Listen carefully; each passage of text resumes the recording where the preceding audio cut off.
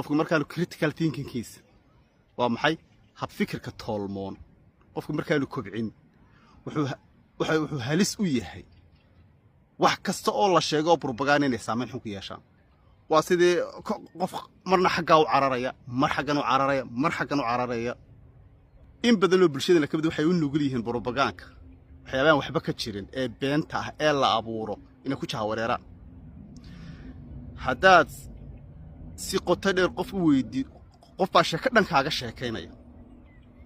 dadna haddaad ku weydiiso waxani goormay dhacday iyo sidee u dhacday iyo halkay ka dhacday iyo yaa ku xaqiijiyey miyaad joogtay meesha sideed ku ogaatay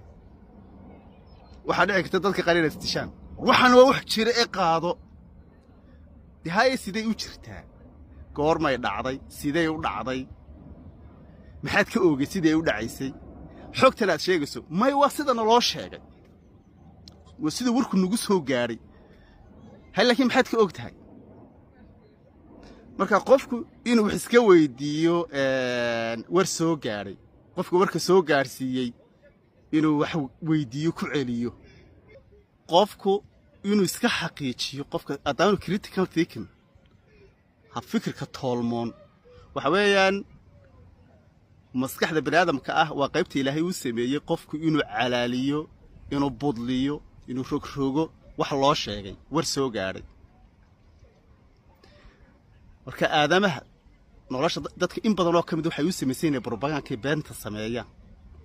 dadka kale waxay u diyaarsadeen beentaas si baahiya marka waagii horena intaan imka social media de waxana la isticmaalaya lagu si baahinayay laakiin dadku in badan baa u nugleedo wax kale qabanay in waxa si baahiyaan marka dad badan baad arkaysaa ku jahawareeraya ama qof iska nacaya qofka maxaad ku nacda may waxa la iga sheegay miyaad xaqiijisay waxan inuu jiray iyo inaanu jirin sidaad ku xaqiiqsatay sidaad ku rumaysatay may dadku dhan baa sheegaya waxyaabaha ilaa hadda nolosheeda aan aad iyo aad uga naxo waxa kamid ah 2004 waa magaalada Hargeysa ayaa habeenada kamid ah aniga oo guriga hor fadhiya abaara 9kii ayaan qaylo maqla dibadna waan carara guri noo jiray 300 ilaa 400 oo tallaabo ayaa soo dab ka kacay guriga waa dhacdaadu naxad badan Hargeysa ka dhacdo dadka in badan way og yihiin waxa ku naf waayay oo ku dhintay 7 caruur iyo hooyadooda uur leh aad baan inay sida ahayd baan rajeynaya yani